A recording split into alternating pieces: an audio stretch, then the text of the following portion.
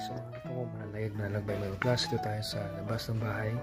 Yung kapitbahay meron natin silang solar. So may ilaw sila pero kami wala. Kasi brown out pa rin. And ito ang ikalawang episode ng Sangre. Yung opinion natin. So kahapon gumawa tayo ng opinion, gumawa tayo ng video. And mention natin si Armea at si Cassandra. At least ngayon alam na natin na ang current na hara ay si Cassandra. So siya ang tagapagmana ng brilyante ng hangin. Pero hindi pa rin nagpapakita si Armea. Hindi na pinakita si Akil this episode sa last episode. Pero yung episode bukas most likely pakita nila si Akil. Excited malaman yung history ni Mitena.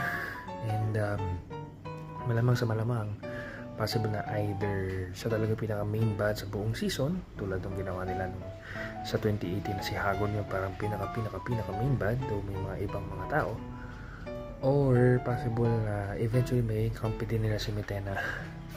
We don't know. So masasabi ko lang mas okay yung transitions, mas okay yung mga angulo this time around. Siyempre yung CGI alam na natin hindi ganun kasing super pulido, but still maganda siya.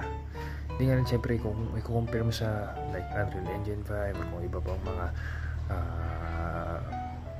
visual effects ng mga pelikula o ibang mga TV series, siyempre hindi papatong doon, pero maganda.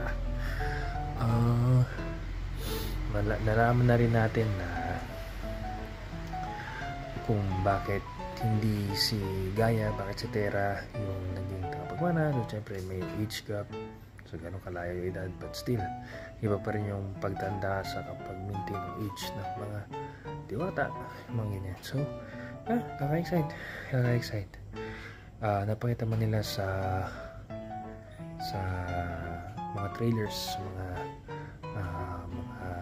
alam na natin yung ibang mga mangyayari, pero di natin alam yung journey. So ganoon din sa life, diba? Even if God give us a vision, even if alam natin yung ibang future, well, talaga di natin talaga alam yung future unless God tells us.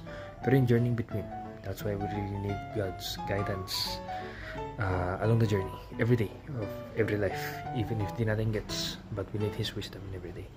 And besides that, because He is God, He is Lord, really, siya yung pinakahari. So okay naman episode 2. Mas gusto ko to episode 2 kasi yung kahapon, kasi medyo magulo yung recap kahapon. And medyo may mga ilang parts na wait, what? Pero medyo may mga nasasagot naman na katanungan. Yun na nga lang, hinintay ko na naman ba si Armea, kasi nai-reveal naman na si Isabel Ortega ang gaganap na Armea, pero di ko pa rin alam yung nasaan na siya, anong nangyari sa story niya. Though napakita na si Cassandra and tumanda na siya, if I'm not mistaken, that's Michelle D.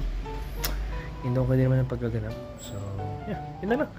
Hintayin natin yung episode bukas, tapos tingnan natin ano mga pwede pa natin yung opinion. Pero yun, simula sa pool, lagi may spoilers yung ating mga opinions sa mga episodes. So tingnan na lang. So guys, take care and go nang go.